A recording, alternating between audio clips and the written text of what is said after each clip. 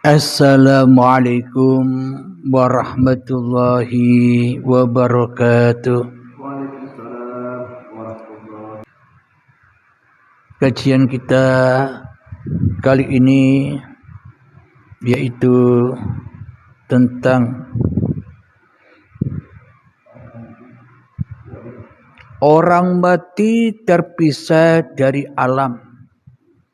Orang hidup menyatu dengan alam. Jadi terpisah dari alam ini maknanya bagaimana? Orang mati menurut manusia, yakni orang-orang yang badannya mati.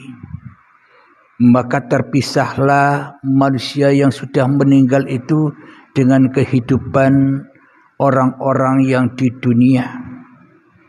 Orang mati terpisah dari alam menurut versi manusia. Dan orang hidup menyatu dengan alam. Orang-orang yang hidup seperti kita ini menyatu dengan alam. Maknanya kita kumpul dengan sanak keluarga. Kita kumpul dengan manusia-manusia yang ada di dunia ini. Alhamdulillah itu menurut pandangan versi manusianya. Akan tetapi di sisi Tuhan, di sisi Sang Pencipta itu yang bagaimana? Menurut Allah, bila dikaji dari atas, orang mati terpisah dari alam. Maknanya orang yang mati di sisi Allah itu adalah orang yang mati hatinya. Yakni ketika manusianya masih merasa wujud, manusianya masih merasa hidup, manusianya masih merasa berkuasa atas hidup dan badan, inilah yang disebut orang mati di sisi Allah. Maka terpisah dari alam. Maknanya apa? Alam semesta ini ketika aku merasa diriku Abdul Halim, seolah-olah aku terpisah dari alam kosong ini. Jadi seolah-olah udara yang di dalam diriku bernama Abdul Halim. Sedangkan udara yang di luar diriku adalah alam semesta. Inilah yang dimaksud kematian. Orang mati terpisah dari alam. Maknanya ketika manusianya masih merasa menjadi sang pencipta di dalam dirinya, maka ia terpisah dari alam ini. Seolah-olah di dalam hati manusia terpisah dari alam ini. Kenapa? Karena manusia merasa punya alam sendiri di dalam dadanya. Alam apa itu? Alam urusan-urusan dunia. Alam urusan-urusan bisnis, alam urusan-urusan yang lain selain daripada Allah. Inilah orang yang mati terpisah dari alam. Maknanya orang yang mati terpisah dari Tuhannya. Kenapa? Orang-orang yang mati itu masih merasa jadi Tuhan sendiri-sendiri di dalam dadanya. Itulah orang-orang yang mati. Tidak bisa menyatu dengan alam, malah memisahkan diri dengan alam. Seolah-olah alam ini di dalam kuasa manusianya. Seolah-olah manusianya bisa maju karena aku yang maju. Seolah-olah manusianya bisa berjalan mundur, aku yang bisa mundur. Seolah-olah manusianya bisa jalan ke samping kanan, aku yang bisa ke samping kanan. Seolah-olah manusianya bisa berjalan ke samping kiri, aku yang bisa ke samping kiri. Dan seolah-olah semuanya hak milik kekuasaan diri manusianya di dalam hatinya, di dalam pergerakan badan ini. Inilah yang disebut orang yang mati terpisah dari alam. Alam apa? Alam yang luar. Karena manusia sudah menutup dirinya dengan Abdul Halimnya. Karena manusia sudah menutup dirinya dengan Kang Fauzinya. karena manusia sudah menutup dirinya dengan kang bakhtiarnya di dalam dadanya, karena manusianya telah menutup hatinya dengan nama-nama diri Anda masing-masing, sehingga alam yang luar ini terpisah dari alam yang dalam. Jadi tidak menyatu. Kenapa? Karena terhalang oleh pengakuan diri manusia kita, karena terhalang dan terpisah oleh keangkuhan hati kita selama ini terhadap Sang Pencipta diri kita.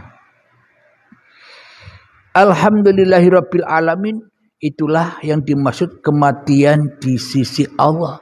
Orang yang buta mata hatinya, orang yang ingkar dengan keberadaan Sang Pencipta, orang yang ingkar dengan kewujudan Allah, orang yang ingkar dengan uripe Allah. Kenapa? Karena wujud telah diaku-akui sebagai wujud manusianya, karena hidup telah diaku-akui sebagai hidup manusianya, maka orang itu dikatakan orang yang mati, terpisah dari alam, terpisah dari Sang Pencipta alam semesta ini. Alhamdulillahirabbil alamin. Sedangkan orang yang hidup adalah menyatu dengan alam. Maknanya orang yang hidup di sini orang yang sudah menyerahkan dirinya, yang sudah menyerahkan dengan rela, menyerahkan dengan ridho hidup dan badan ini, bahwa hidup dan badan ini hanyalah milik Allah. Inilah orang-orang yang dikatakan orang yang hidup dengan alam. Maknanya hidupnya, badannya sudah disatukan, sudah diesakan dengan alam, sudah diesakan dengan Tuhannya. Inilah amanah-amanah yang harus kita laksanakan sebagai makhluk, sebagai yang dicipta untuk kembali kepada Sang Pencipta, agar hati kita tidak mati dan agar hati kita hidup selalu di dalam alam kelanggengan, di dalam alam baqabilah. Maka setelah hidup manusianya, bangkitlah manusianya dari ikatan-ikatan belenggu-belenggu kemanusiaannya. Bebaslah manusia dari syariat-syariat manusianya. Bebaslah manusia dari toreko-toreko manusianya.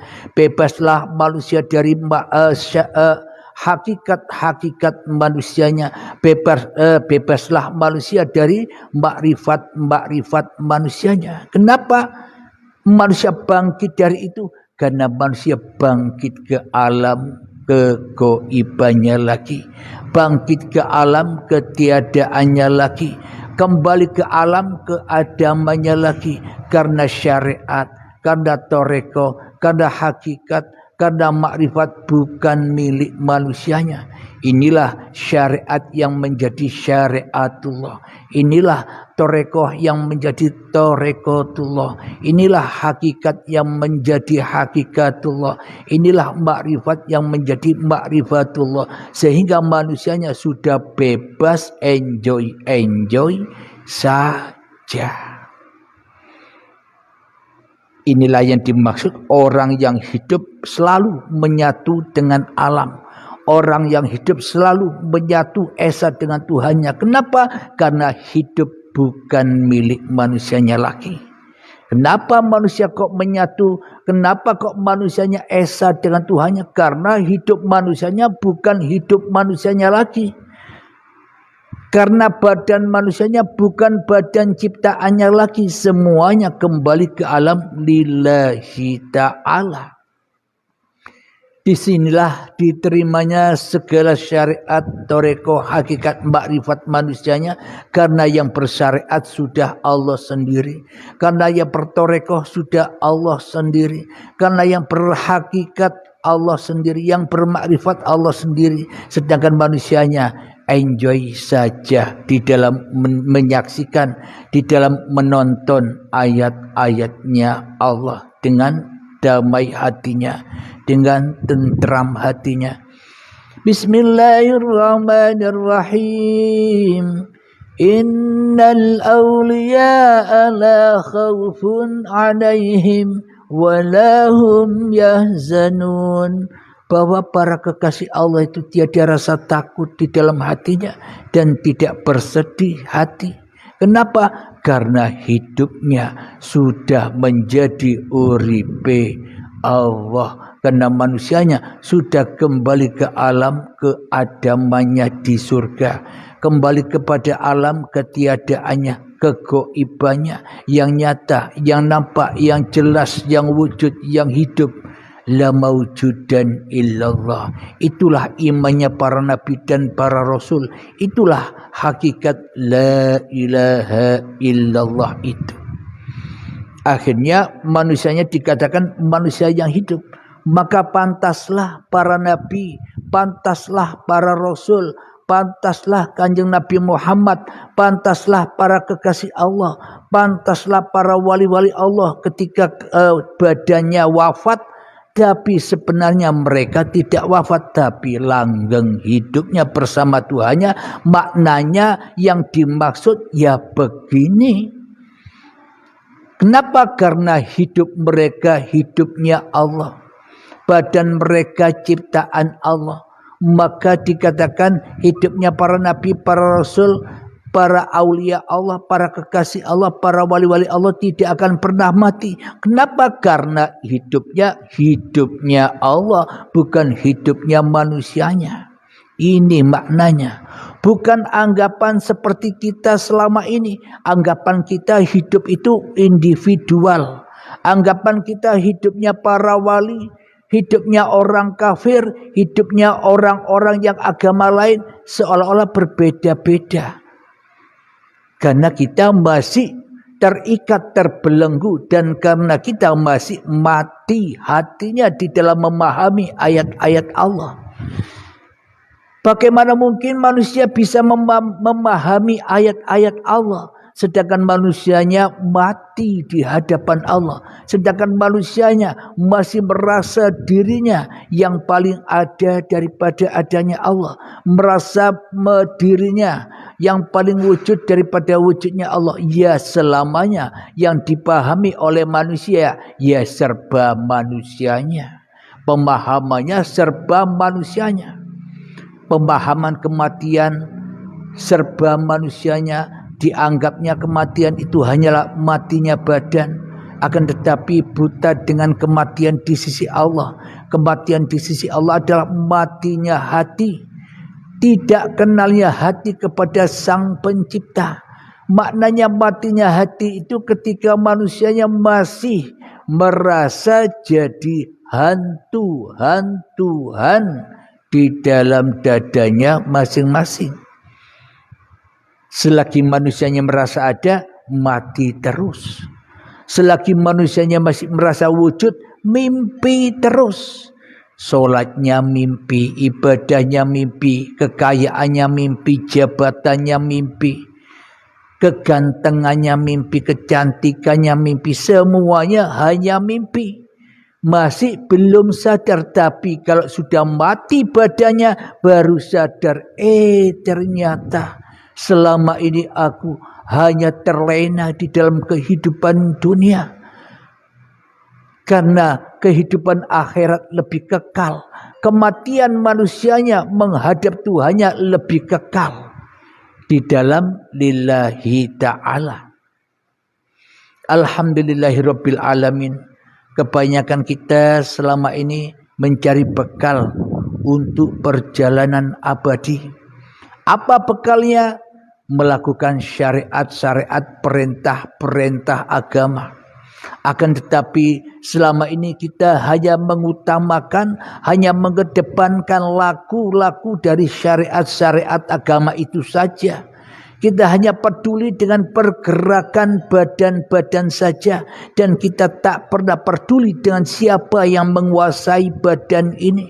Dan kita tak pernah menghiraukan siapa hidup yang menciptakan badan ini. Sehingga kita mati terbelenggu di dalam golongan iblis dan setan.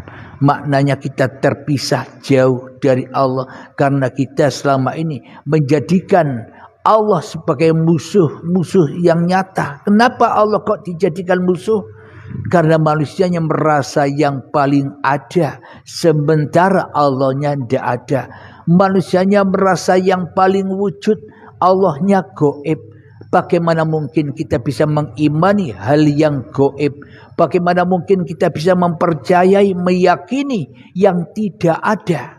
Pasti yang kita yakini, yang kita imani, yang kita percayai hanyalah yang wujud, yang ada. Siapakah yang kita imani? Siapakah yang kita percayai? Siapakah yang kita yakini selama ini? Hanyalah yakin kepada langkah-langkah syaitan. Yakni selama ini kita telah mengikuti langkah-langkah syaitan yang berupa keakuan hawa nafsu kita sendiri selama ini yang bersendirian, mati terpisah dari alam semesta.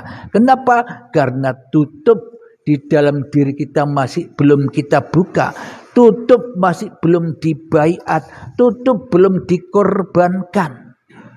Dikorbankan di hadapan Tuhan, dikorbankan. Kebetulan sebentar lagi ada Idul Adha, yakni menyembelih lembu atau domba, kambing. Itu makna rahasianya adalah menyembelih sifat kehayawanan diri kita. Kita kadang jadi sapi betina, maka dari itu ada surat Al-Baqarah. Kadang kita jadi anjing, jadi celeng, jadi binatang-binatang buas, binatang-binatang yang rakus. Itulah sifat-sifat hawa nafsu ini. Maka dari itu di dalam Al-Quran bahwa siapa yang memperturutkan hawa nafsunya, maka ia derajatnya tidak lebih tinggi daripada binatang ternak, daripada anjing dan celeng. Itulah diri kita selama ini. Sifat kehayawanan inilah yang harus dikorbankan. Sifat kehayawanan inilah yang harus dibaiat agar manusianya bisa hidup kembali bersama Tuhannya, agar tajalli, agar wusul, agar mi'raj, agar fafiru ilallah, bisa kembali terbang secepat kilat, sekedip mata langsung dengan Tuhannya. Alhamdulillahirabbil alamin. Itulah pemahaman yang selama ini tidak pernah kita bayangkan. Jadi kehidupan maknanya orang mati terpisah dari alam dan orang hidup menyatu dengan alam. Versi manusianya sudah dipaparkan, versi Tuhannya sudah dipaparkan, dan semoga Anda semua bisa memahami.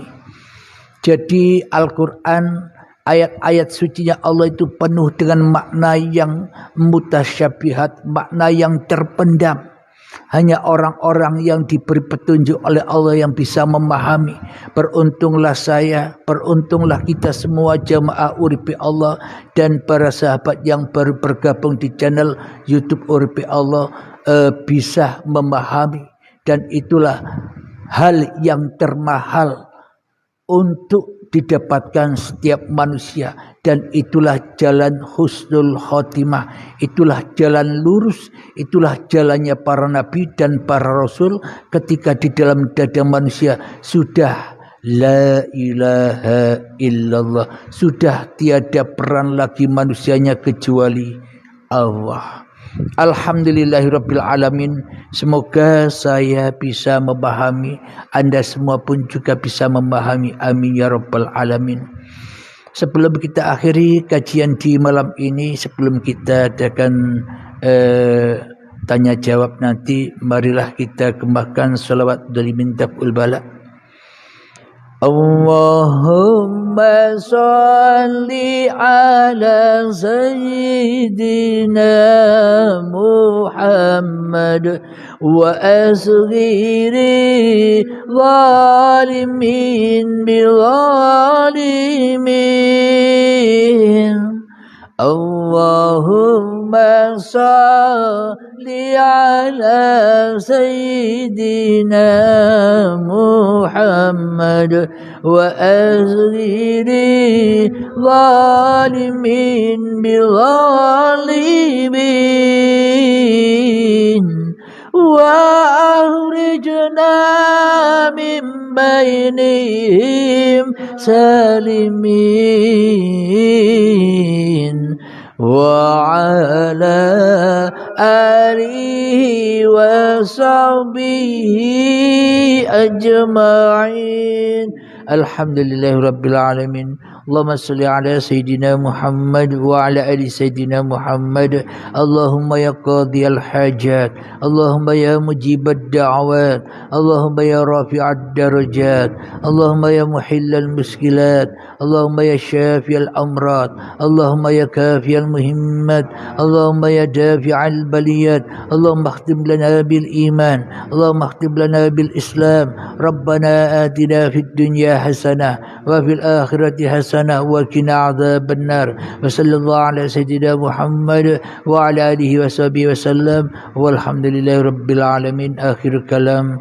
Assalamualaikum warahmatullahi wabarakatuh.